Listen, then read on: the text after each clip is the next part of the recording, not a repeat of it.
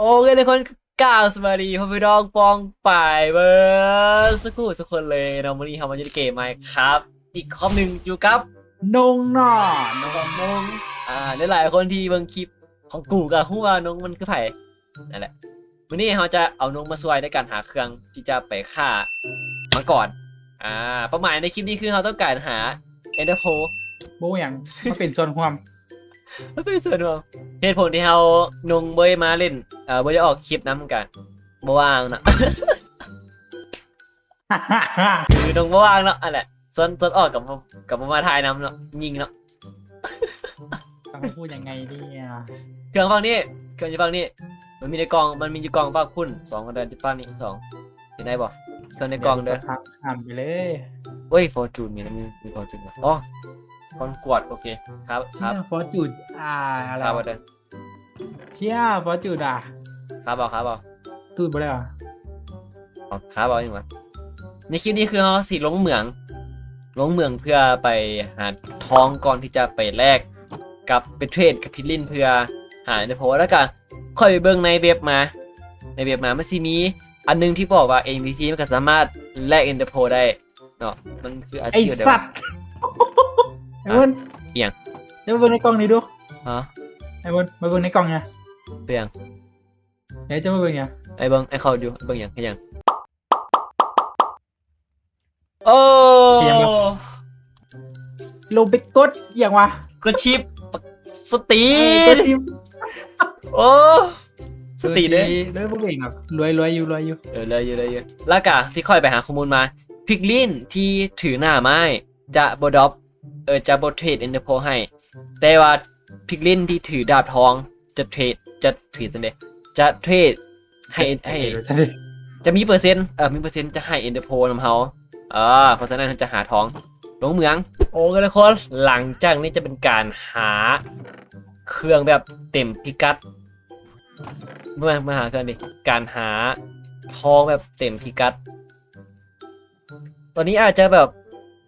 เขาอาจจะบ่ได้เล่นให้เบิ่ง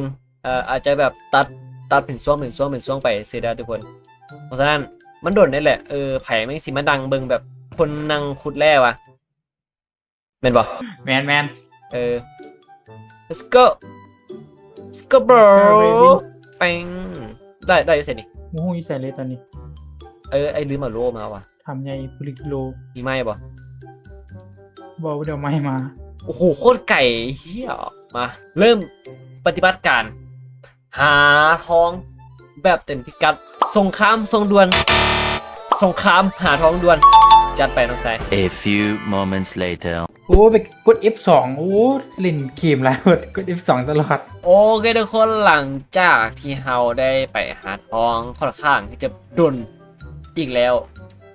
จากมือแล้วบุญนี่เดี๋ยวขึ้นไปเฮาค่อยไปเบิ่งว่าผลประกอบการเฮาได้อีกอย่างแน่น่าจะได้หลายพอสมควรแหละพอแล้วมั้งเนาะโว้ยก็ได้อย่าพอแหละ ไอ้มีฟอร์จูนเนี่ยโอ้ย อ๋อ เต็ม โลกแสนสดใสไอ้มีเหล็กอยู่2สุดมีทองอยู่3สุดแล้วก็มีไดมอนด์อยู่29ก้อน มีเล็กสุดหนึ่งเพชร39ทอง41 ทอง41เก็บเครื่องกันไป คุณพี่แยกดูแยกกันดู เราจัดเครื่องดูเหล็กส่วนแร่ส่วนแร่หลังจากที่เขาได้ไปเอาแร่มาต่อไปเขาสิไปเผาเพื่อเอาทองแล้วก็ไปเทรดกับพิกลิงกันเพราะว่า เตรียม เขา ตัว สิไปท่าแลกกับ NPC คิดว่าน่าจะโดนเพราะว่าเขาต้องไปฆ่าซอมบี้นำเด็กเขาต้องไปล่าซอมบี้ฆ่าซอมบี้อย่างนี้แถมทองเขาก็มีค่อนข้างจะหลายว่าอันนี้เผาป่าอันนี้มาเขาต้องใช้ตะก้อนมา ฟอร์จูนเท่าเดยี่ใส่ฟอร์จูนเขา อยู่ในกล่อง กล้องไหน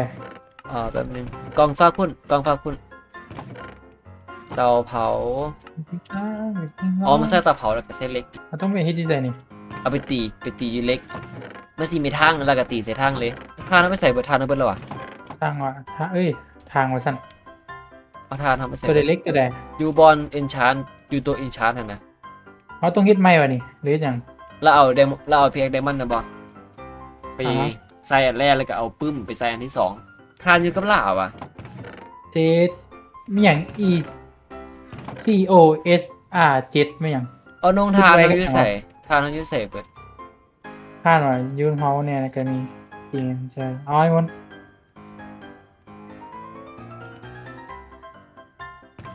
สวย ไอ้เฮ็ดสะพานกันแป๊บนึง เลขเขาก็น่าจะเบิดระเบิงทรงนี่อ๋อยังมีไปเฮ้ยเลขเขานี่เฮ้ยพอแล้วพอกันพอ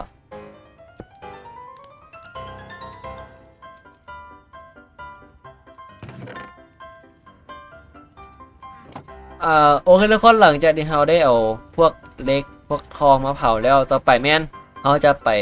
เฮ็ดธนู enchant กันโดยการเขาจะเอาเองมุมแล้วก็ไม่เฮ็ดปั๊บธนูดอกธนูเขาต้องการอย่างดอกธนูเขาต้องการขนไก่เนาะเขาต้องการขนไก่สติ๊กขนไก่เขามีขนไก่เขาต้องการขนไก่สติ๊กแล้วก็หินเหล็กไฟได้หินเหล็กไฟเขาค่อนข้างที่จะมีหลายหินเหล็กไฟเราอยู่ไหนอยู่นี่แค่อย่างอ่ะ สะพาน สะพาน อ่า โอ้สุดยอดเลยนี่คือฟาร์มไก่ไปไม่ดีเขาซิเมียนขนไก่ปะมีขนไก่ไหมโอ้มีอ๋อมีปรับเราต้องการข้างๆเขาจะลายอยู่นึกเอาอันนี้ไปเอ็นชานมาดูพี่ยา อยากเอ็นซัดควรอ่ะ น้องกันเล่นดูมานอนก่อนดูมานอนก่อนหลังจากที่เขาถ้าน้องเห็ดสะพานต่อ แม่น เห็นมันแล้วเดี๋ยวไอ้สิไปเห็ดคอกไก่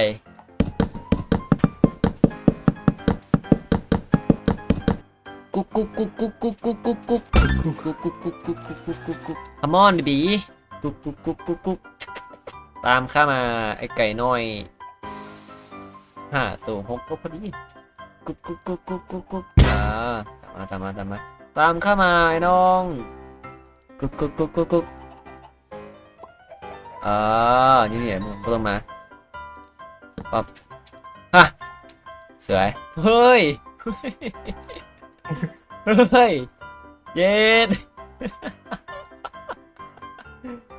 ยอดเก่งน้องซ้ายกูเก่งเดี๋ยวจะเข้าไปตัดไม้ก่อนคลิปนี้ค่อนข้างไปเรื่อยๆแล้ว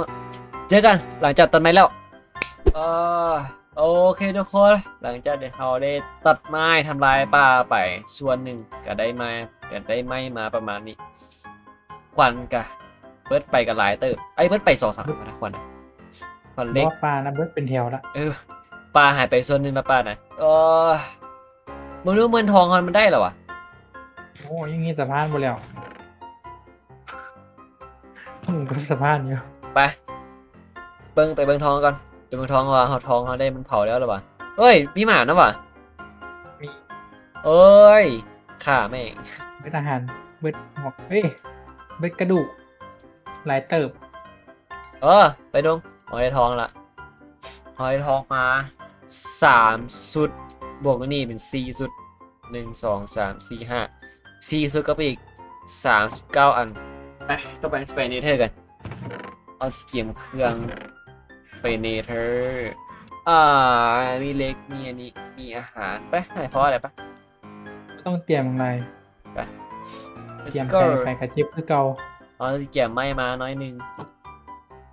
ทานมาน้อยหนึง มา แล้ว หยิบปลูกนอไม่นอพี่น้องเอ้ย กระทองไปก็ต่อไปเขาสิไปเนเธอร์เพื่อไปแรกดวงตา Ender Pearl กับหลังจากที่เขาฆ่าตั้งเนิ่นนานต่อไปเขาที่ไปตามหาพิกลินที่มันถือดาบพิกลินที่บ่ได้ถือดาบมาสิ บอแรกสิขาทิม สิฆ่าที่มันจะบ่แรกมันเพราะว่ามันค่อนข้างจะเปลืองทรัพยากร เฮ้ยเขาไปเดี๋ยวทองมาเว้ย เอามาเอามาแล้วเข้ามาแล้วเข้าลายยางมาซื้อนะ อู้อีกเนาะพี่มีไอ้มัน ใส่ นี่พ่อพี่นะนาเทิงพี่นะซิกแซกวิ3 ตัวเลยมัน3 ตัวโบมีทองเว้ย5 ตัวไอ้มันทางเทิงอีกไอ้มันปราสาทไอ้มันปราสาท ประสาทว่ะเฮ้ยสวย เรียกประสาทดิ สวย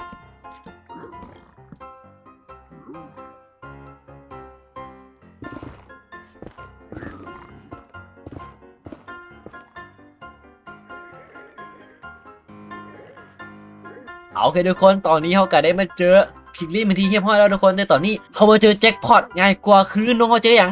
เมืองเฮ้ยเมือง เมือง ปราสาท เมือง ปราสาท เขามาเจอเมืองนะทุกคนเขามาเจอเมือง เขามาเจอปราสาทเนาะปราสาทของพิกลินนั่นเองนะจิฟ้าคุณ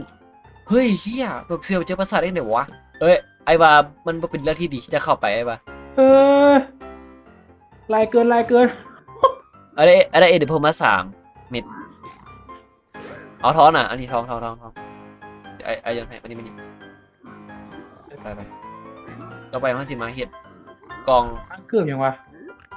เกือบอย่างเกือบเล็ก เกือบเรียนไว้เซาสปีด อ๋อไอ้บนบอเล็กกันมั้งล่ะ ปั๊บครับกล่องเอามาวาง แล้วก็เก็บของที่เขาบ่จำเป็นออกก่อน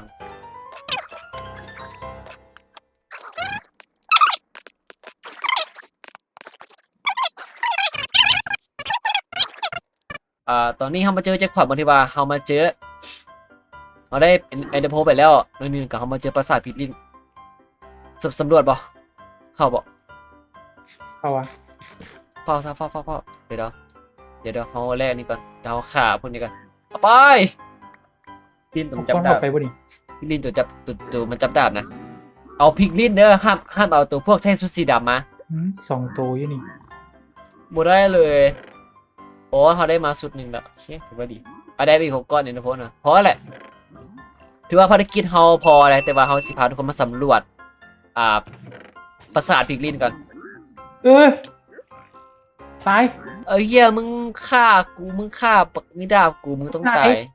ไอ้บน เอานง เรียบร้อยตายแล้ว try to สังหาย swim เบิร์ด ลาอินลาวาอินเดลาวาเพราะว่าต้องลาวาตาย ตัวเราก็ตายปวดจูนหายเบิร์ด เยี่ยมเลยน้องสายสุดยอด เลย หาไหมเฮ้ยเขามี จริงๆเลย ไดมอนด์หลายอยู่ทำลายฮะเก่งเหรอมึงหายโดนท้องอ่ะฮะเอาได้ไดมอนด์มาค่อนข้างจะหลายไดมอนด์มาซะดิเอ็นเดอร์โพเดี๋ยว50ไปสำรวจไปสำรวจเขาเอื้อนว่าปราสาทพิกลินก่อนอื่นเราต้องเตรียมเครื่องก่อนเซาสปีดเต็มเลยโอเคเท่านี้แหละ มาเข้าไปหาไหม ไป เขาคือเราบอกชุดสีดำมันโยนนั้นให้อะไรมันสิเอา เฮ้ยล่าต้องวาง เก็ตเก็ต ล่าต้องวางเลยบักชุดสีดำมันโหดเด้มันตีแหง เก็ตเก็ตเก็ตยิงเอา อุ้ย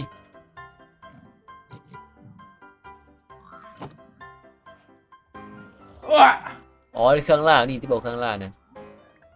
โมเมน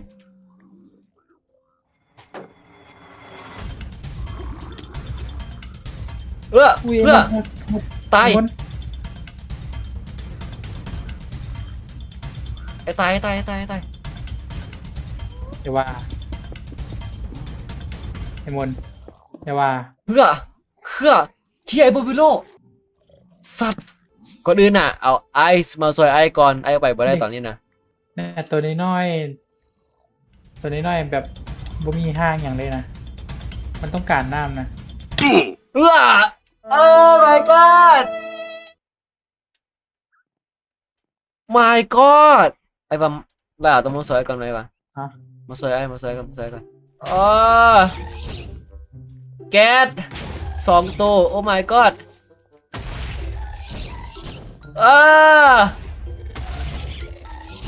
ช่วยด้วยโอ้ เอ้ my ยแก๊ส god แก๊สหลายหด ไปหากระแลนฟ้ามา เฮ้ยทางไหนเป็นทางไหนวะ โอ้ my god เครื่องทุกคน อย่าลืมกดไลค์ให้กันเด้อเพื่อเป็นกำลังใจให้ค่อยเนี่ย จังหวะสุนมุน เกือบเชี่ยเอ้ย เอ้ยมันจะเรียกสตรีมาทันด้วย มาไปแคร์เว้ยเครื่องรู้สึกวะอย่า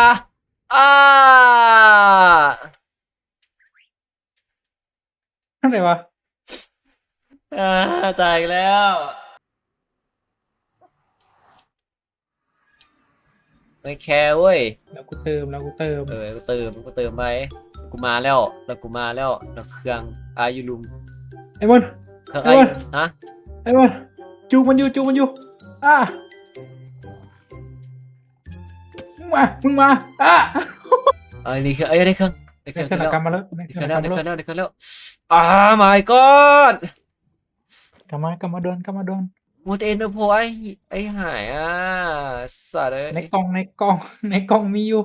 เอ็นโดโพได้ เออ วอทไอ้ออกมาน้ำหานอยู่ปราสาทพิกินเชี่ยกูจิกลับตั้งแต่วะ เดี๋ยวไปปิดตัวโล่ให้เดี๋ยวไปปิดตัวโล่ทายกันไม่ได้ เฮ้ยดิเอ้ย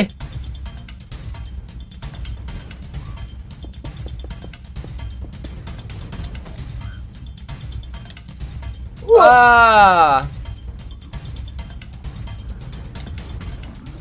โอ้วิ่งหายเบิดโอ้ my god โอ้